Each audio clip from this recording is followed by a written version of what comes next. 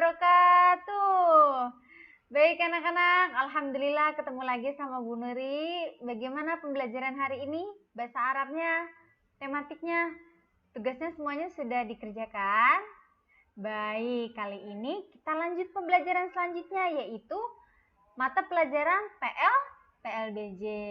Nah, sebelum kita memasuki pembelajaran, Bu Nuri mau nanya nih, siapa yang pagi hari ini belum mandi? Ada kelas 2B yang belum mandi. Ya Allah, nggak ada ya. Bu Nuri yakin semuanya sudah pada mandi ya, sudah pada bersih anak ya. Apalagi lagi wabah seperti ini, harus selalu jaga kebersihan. Kenapa sih Bu Nuri nanya udah mandi apa belum? Karena materi kita kali ini yaitu tentang kebersihan lingkungan. Nah, sebelum memulai, seperti biasa kita harus membaca basmalah. Bismillahirrahmanirrahim. Oke, sudah siap? Oh iya, Bu Nuri ada ini loh. Ketika Bu Nuri bilang konsentrasi, kalian harus bilang apa? Konsentrasi. Konsentrasi dimulai. Mari, konsentrasi. Gitu ya. Fokus ya, kita sudah mulai konsentrasi ya. Oke? Bisa ulang ya. Konsentrasi. Konsentrasi dimulai. Mari, konsentrasi. Ya, oke, masih tetap semangat ya anak-anak. Baik, kita lanjutkan. Sebelum kita harus menjaga kebersihan, harus tahu dulu nih nak, hidup bersih. Nah, kita harus tahu dulu ini, pentingnya hidup bersih. Bu, kenapa sih Bu, kita kok harus hidup bersih? Karena yang pertama, sebagai orang Islam dan sebagai orang yang beriman, itu adalah wajib bagi kita untuk menjaga kebersihan. Pasti kalian semuanya sudah hafal hadis. Gimana ya? An-nazafatu minal iman. Kebersihan adalah sebagian dari iman. Ada lagi hadis yang meriwayatkan at-tuhuru syatrul iman. Kebersihan merupakan sebagian dari iman. Berarti ciri-ciri orang yang beriman itu harus hidup bersih. Kalau misalkan dia nggak hidup bersih, berarti dia tidak beriman. Ayo, kalau orang yang tidak beriman, berarti nanti di akhirat masuk surga apa neraka? Mau milih mana? Ini ada dua nih, masuk surga atau masuk neraka. Nah, ya maka dari itu kita harus mulai hidup bersih. Nah, hidup bersih ini nak, yang pertama ada kebersihan diri. Kebersihan diri nih. Yang pertama, mandi dengan teratur. Tuh, mandi harus teratur. Berapa kali sehari? Ayo, mandinya berapa kali sehari? 2 kali sehari. Jangan berlebihan juga, 5 kali sehari mandinya. Aduh, terkelewat bersih, ntar putih semuanya ntar badannya. Ya, mandi dengan teratur 2 kali sehari. Kemudian yang kedua, menggosok gigi dengan teratur. Ayo, gosok gigi juga harus berapa kali? 2 kali sehari ya. Bahkan lebih baik itu 3 kali. 3 kalinya itu waktu kapan? Sebelum tidur. Sebelum tidur juga harus gosok gigi. Kenapa Bu? Males Bu, aku mau tidur aja males gosok gigi. Kuman-kuman kalian nih ya, dari sisa-sisa makanan itu pasti menempel. Kalau kalian tidak sikat gigi, akibatnya apa yuk? Nanti kuman-kuman yang menempel itu akan membuat gigi jadi apa ya? Ntar giginya cepet copot loh ya, ntar giginya rusak ya nak ya. Maka dari itu gosok gigi 2 kali sehari. Kemudian yang ketiga kali saat sebelum tidur. Kemudian yang ketiga, memotong kuku secara teratur. Nah, potong kuku itu minimal itu seminggu sekali. Kalian tahu nggak bagaimana cara memotong kuku menurut Nabi Muhammad SAW?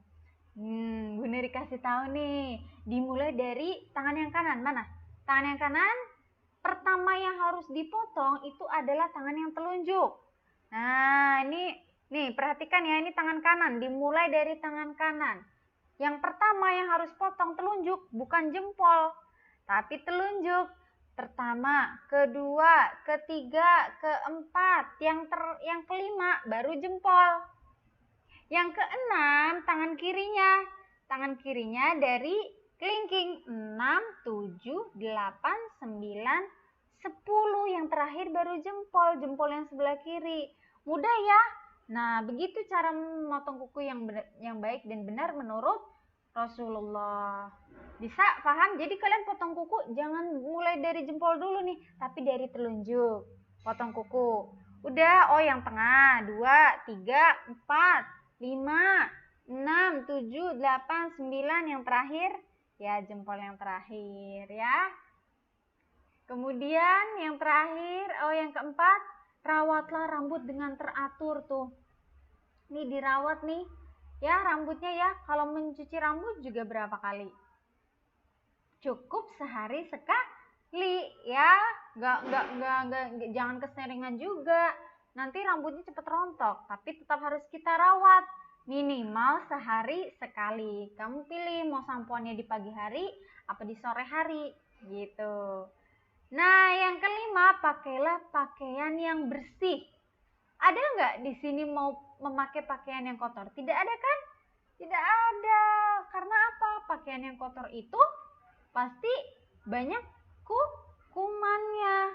Ya, nih contohnya nih. Ini Bu Nuri ulangi lagi ya. Hidup bersih itu yang pertama, mandi dengan teratur. Nih, 2 kali sehari. Yang kemudian yang kedua menggosok gigi tuh.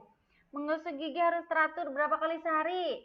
2 kali, malah lebih baik 3 kali saat sebelum tidur. Yang ketiga memotong kuku. Udah Bu Nuri ajarin ya cara memotong kuku yang baik. Bagaimana tadi? Dimulai dari telunjuk kanan, tangan kanan, sampai kelingking, kemudian baru jempol kanan, baru dilanjutkan kelingking yang sebelah kiri, sampai yang terakhir jempol yang sebelah kiri. Nih, motong kuku. Kemudian yang keempat, merawat rambut nih, pakai sampo ya. Siapa? Ada yang pernah ini nggak pakai sampo seminggu? Ada. Waduh, rambutnya penuh dengan kutu nak. Ya, jangan sayang ya. Seminggu kan. Sehari sekali minimal pakai sampo. Yang terakhir memakai pakaian yang bersih. Nah, kalau kalian setelah memakai baju seragam atau baju di rumah itu agar bersih diapakan? Harus dicuci, juga harus dijemur. Dijemurnya itu harus di bawah terik matahari ya, agar cepat kering dan bersih. Selanjutnya, nah, kebersihan yang kedua tadi kebersihan diri ya, mandi, potong kuku dan sebagainya. Nah, sekarang kebersihan lingkungan. Kebersihan lingkungan itu diantaranya yang pertama, membiasakan diri membuang sampah pada tempatnya tuh. Membiasakan, di sini kata-katanya membiasakan. Kalau kalian tidak terbiasa membuang sampah pada tempatnya, pasti mau kamu dimanapun berada, pasti kamu akan buang sampahnya sembarangan. Makanya anak-anak, mulai saat ini, mulai sekarang, kita harus membuang sampah di tempatnya, dibiasakan. Kalau bukan dimulai dari kita, siapa lagi nak? Ya, jangan ikut-ikutan. Meskipun misal kalian tuh melihat, ada anak atau ada orang yang membuang sampah tuh makin seenaknya sendiri, sembarangan. Nah, tidak boleh seperti itu. Ya, kalian lihat kan akibatnya jika membuang sampah sembarangan itu apa? Yang pertama, banjir. Yang kedua, sungai aliran got depan rumah itu jadi mampet ya kan. Kalau mampet nanti kotorannya nanti airnya ke jalanan. Tuh. Ya kan? Terus kalau sampah berserakan di mana-mana menyebabkan apa? Banyak penyakit. Ya nak ya, dimulai dari kita, kemudian dibiasakan. Kalau kamu males, harus dibiasakan, harus dipaksa. Males buang sampah, tempat sampahnya jauh banget. Dibiasakan. Tapi kalau aku nggak buang sampah pada tempatnya, ntar kamar aku kotor. Ntar kamar aku banyak lalatnya. Ntar kamar aku banyak nyamuknya, ya kan? Nah, maka dari itu dibiasakan, harus dipaksa. Ya deh, aku harus buang sampah pada tempatnya. Ingat pesan Bu Nuri tadi. Karena orang yang menyukai kebersihan berarti dia ciri-cirinya yang beriman kepada Allah. Oke? Itu yang ngomong bukan Bu Nuri loh, yang ngomong tuh Rasulullah, karena itu dalam hadis Nabi, bukan Bu Nuri yang ngomong. Ya, baik, selanjutnya kebersihan lingkungan, yaitu menyapu dan mengepel lantai secara teratur. Kalian kalau di rumah nih, suka bantu ayah bundanya nggak? Membantu bundanya menyapu dan mengepel lantai? Minimal ini disapu setiap hari. Dipel juga ya, jangan mentang-mentang ini ada, misalkan ada mbaknya yang nyapu yang ini. Nah, kalian juga kalau di waktu libur menggantikan membantu ayah bundanya ya, membantu untuk menyapu dan mengepel. Selanjutnya, membersihkan got agar air tidak menggenang. Tuh, minimal ini seminggu sekali nak, dibersihkan gotnya agar tidak menggenang. Kalau air got udah menggenang, aduh, itu banjir, terus air gotnya yang tadi kotor, kalau banjir itu bisa masuk ke rumah kamu. Ayo, ya kan? Jangan nak ya, seminggu sekali dibersihkan. Kemudian yang keempat, menyingkirkan benda-benda yang dapat menimbulkan bau tidak sedap. Tuh, singkirkan benda-benda yang menyebabkan bau tidak sedap. Misalkan apa bau yang nggak sedap nih? Banyak, yaitu sampah tadi. Ya, hendaknya tetap buang pada tempatnya. Kemudian yang terakhir, mengubur kaleng-kaleng bekas agar tidak menjadi sarang nyamuk. Tuh, harus dikubur nih kaleng-kaleng. Siapa yang suka di rumahnya banyak minuman kaleng, nah itu juga harus dibuang sayang, karena kalau kalian tidak buang dan kalian tidak kubur di dalam tanah, itu akan menyebabkan banyaknya nyamuk di rumah itu gitu ya. Selanjutnya, memelihara kebersihan lingkungan. Bu, siapa sih, kewajiban siapa sih yang memelihara kebersihan lingkungan ini? Yang pertama, menjaga kebersihan lingkungan harus dibiasakan sejak dini, itu sejak kecil. Ya, kalian mulai sekarang harus sudah membiasakan diri dengan menjaga kebersihan dimanapun kalian berada. Mau di rumah, mau di jalan, mau kalian lagi di mall, mau kalian lagi di taman atau lagi jalan-jalan, harus menjaga kebersihan. Yang kedua, memelihara kebersihan lingkungan sekolah adalah tanggung jawab semua warga sekolah. Tuh, di sekolah pun itu tanggung jawab kita, semua warga sekolah itu harus menjaga lingkungan. Bukan mentang-mentang di rumah di sekolah ada Mbak Yaya, berarti Mbak Yaya ntar yang bersihin. Nggak boleh gitu. Semua tanggung jawab kita, semua warga sekolah. Begitupun juga memelihara kebersihan di rumah adalah tanggung jawab semua anggota keluarga. Bukan hanya mama papa aja yang tanggung jawab kebersihan, tapi kamu juga. Ya, berarti jika melihat di ruang tamu atau di ruang belajar kamu atau di kamar mandi atau di dapur itu kok kotor, berarti apa yang harus kalian lakukan? Membersihkan, membantu ayah bunda, udah dapat pahala, masya Allah. Yang kedua, pahala membantu ayah bunda. Yang kedua, pahala karena menyukai kebersihan. Yang ketiga, pahala karena membersihkan. Pahalanya tuh banyak sekali, alhamdulillah ya. Nah, rumah sehat adalah rumah yang bebas dari sampah. Coba perhatikan rumah kalian semuanya, coba. Termasuk rumah sehat tidak? Kalau di rumah kalian masih banyak sampah, berarti tidak termasuk rumah yang sehat. Coba dilihat, nanti nih ya, abis nonton ini lihat kamarnya, lihat ruang tamunya, bersih atau tidak. Oke. Yang terakhir, lalat yang hinggap di makanan dapat menimbulkan penyakit. Apa sih Bu, kalau lalat hinggap di makanan aku, emang ntar jadi penyakit apa? Yang pertama, diare. Diare, sakit banget perutnya. Yang kedua, nanti susah buang air besar. Iya, karena banyak kuman. Ya, misalkan nih, ada makanan di meja. Makanannya ini makanan yang udah basi, makanan yang udah kemarin. Lalat menghinggap di situ, menghinggap di makanan tersebut. Terus kalian nggak tahu nih, main makan aja makanan itu. Ayo, yang pertama makanannya udah basi, yang kedua ada lalatnya. Nauzubillah, itu yang makan itu, aduh, pasti perutnya nauzubillah sakit banget, sakit diare. Jangan ya nak ya. Berarti harus menjaga kebersihan makanan juga. Kalian kalau mau, apalagi mau beli, misalkan kalian mau beli makanan di luar atau mau beli jajan, itu harus diperhatikan kebersihannya. Dilihat makanannya ini dihinggapi lalat atau tidak ya.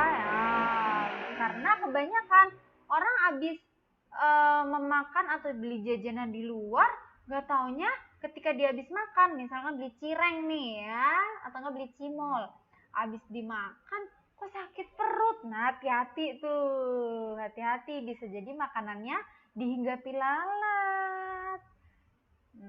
Ya, selalu jaga kebersihan.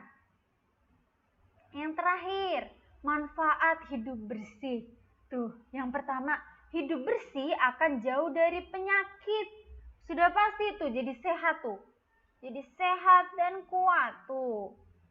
Pasti itu janji Allah. Orang yang menyukai kebersihan, orang yang menjaga kebersihan itu pasti jauh dari penyakit, akan sehat terus.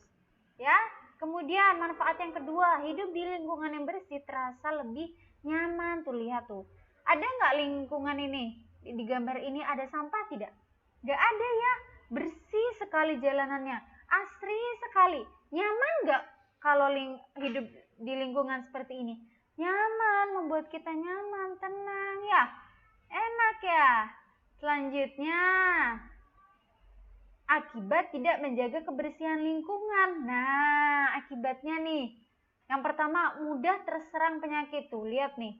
Ini ada anak nih lagi sakit nih. Karena apa? Dia tidak menjaga kebersihan. Tuh yang pertama. Yang kedua, kebersihan itu ada banyak ya nak. Kebersihan lingkungan kamu, sekitar kamu. Yang kedua, kebersihan diri tadi. Yang ketiga, kebersihan makanan. Kalau ketiga ini tidak kalian jaga, maka akan menimbulkan penyakit. Nanti kamu mudah terserang penyakit, dikit-dikit karena kamunya misalkan nih jorok, suka meninggalkan sampah di mana saja.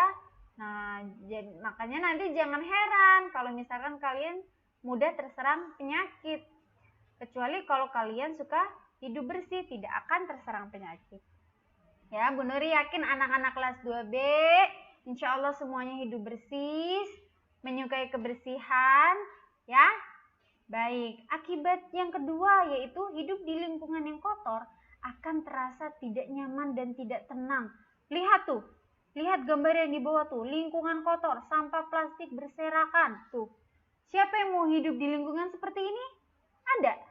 Gak ada, Bu Nuri juga gak mau, apalagi kalian ya nak ya, jangan. Maka dari itu, kalau misalkan lingkungan kita tidak ingin seperti ini, apa yang harus kita lakukan?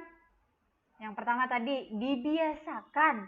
Kamu harus memaksakan diri kamu nak, harus membuang sampah pada tempatnya, dibiasakan. Kalau kamu tidak dibiasakan nih, jadinya seperti ini nih. Tuh. Ayo, nanti kalau udah sampah berserakan seperti ini, jadinya apa? Banjir.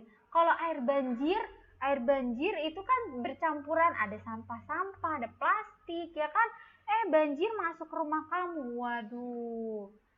Mudah terserang penyakit tidak kalau seperti itu? Iya. Enak-enak ya. Baik. Alhamdulillah. Cukup sampai di sini pembelajaran hari ini. Bu Nuri harap kalian bisa memahami semuanya. Ya, anak-anak, pesan Bu Nuri selalu jaga kebersihan. Kemudian ingat, yang menyuruh menyukai kebersihan itu bukan Bu Nuri, tapi langsung dari Allah, langsung dari Rasulullah. An-nazafatu minal iman, at-tahuru syatrul iman. Kebersihan adalah sebagian dari iman kita. Kalau misalkan kalian suka menjaga kebersihan, itu ciri-ciri orang yang beriman sama Allah. Kalau kalian tidak menjaga kebersihan, berarti kalian tidak termasuk orang yang beriman. Mau yang mana, nak? Ayo, mau yang surga apa yang mau neraka? Nanti janji Allah itu pasti, sayang, ya nak ya. Baik, insya Allah kita akan bertemu besok. Kita akan bertemu lagi besok ya. Kita akan bahas soal-soal. Baik, untuk kali ini cukup dari Bu Nuri. Kita ucapkan doa dulu ya. Subhana rabbika rabbil izzati amma yasifun. Wassalamun alal mursalin. Walhamdulillahi rabbil alamin. Sampai jumpa besok. Dadah. Assalamualaikum warahmatullahi wabarakatuh.